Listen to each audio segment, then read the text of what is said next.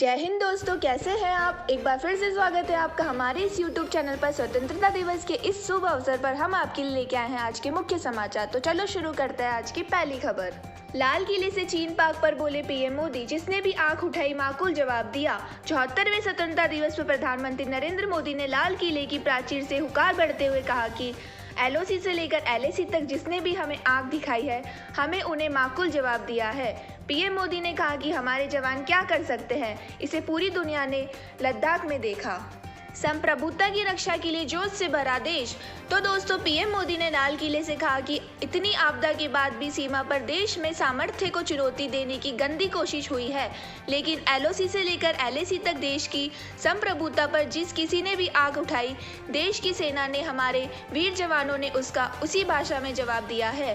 भारत की संप्रभुता की रक्षा के लिए पूरा देश एक जोश से भरा हुआ है, संकल्पों से प्रेरित है और सामर्थ्य पर अटूट श्रद्धा से आगे बढ़ रहा है।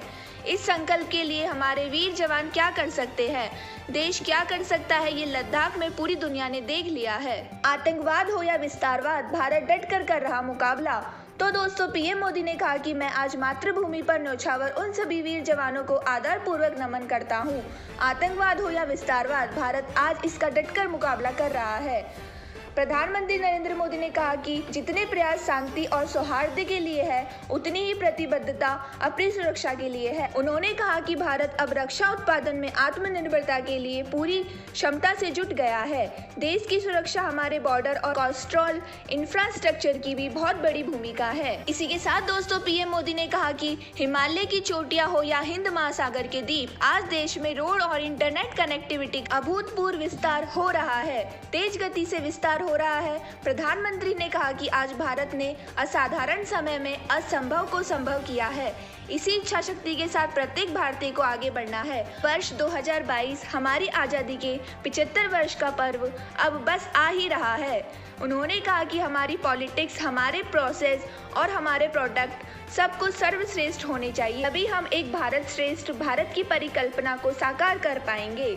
चीन पाकिस्तान को 2 टूक संदेश, रक्षा विशेषज्ञ। तो दोस्तों, प्रधानमंत्री नरेंद्र मोदी के भाषण पर टिप्पणी करते हुए रक्षा विशेषज्ञ लेफ्टिनेंट जनरल शंकर प्रसाद ने कहा कि पीएम ने LAC और LOC का जिक्र कर चीन और पाकिस्तान को स्पष्ट संदेश दिया है और कहा है कि अगर कोई हमारी ओर आंख उठाकर देखेगा तो उनकी कीमत उन्हें चुकानी पड़ेगी।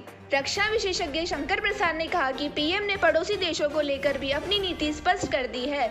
जिन देशों से हमारे मत मिलते हैं, उनसे अच्छे संबंध रखने में हम गुर्जे नहीं। शंकर प्रसाद के मुताबिक पीएम मोदी ने रक्षा क्षेत्र में भारत की आत्मनिर्भरता को लेकर खासा जोर दिया है। उन्होंने कहा है, इसी कड़ी में भारत ने अपने जरूरत की रक्षा सामानों को खुद बनाने का फैसला किया है। देश के सभी गांवों में फाइबर ऑप्टिक्स बिछाने के फैसले का रक्षा विशेषज्ञ शंकर प्रसाद ने स्वागत किया और कहा कि इसका फायदा सीमा पर स्थित गांव को भी मिलेगा। इसके अलावा पीएम बॉर्डर एरिया में बुनियाद सुविधाएं जैसे सड़क, मोबाइल नेटवर्क और बिजली के विस्तार पर भी जोर दिया। रक्षा विशेषज्ञ लेफ्टिनेंट जनरल शंकर प्रसाद ने NCC पर भी जोर दिया है, उनसे ज्यादा जिम्मेदारी देने पर जोर दिया है। इससे देश की रक्षा में NCC की भागीदारी बढ़ेगी। नेवी और एयरफोर्स में महिलाओं को युद्ध के मोर्चे पर तैनात करने की घोषणा को शंकर प्रसाद ने अहम फैसला बताया है। उन्होंने कहा कि आर्मी में अभी महिला सैनिक कॉम्बैट रोल में नहीं आई है, लेकिन असम राइफल की महिला सैनिक जम्मू कश्मीर में तैनात है। उन्होंने कहा कि पीएम ने संदेश दिया है कि महिलाओं को भविष्य में कॉम्बैट रोल भी मिलेगा।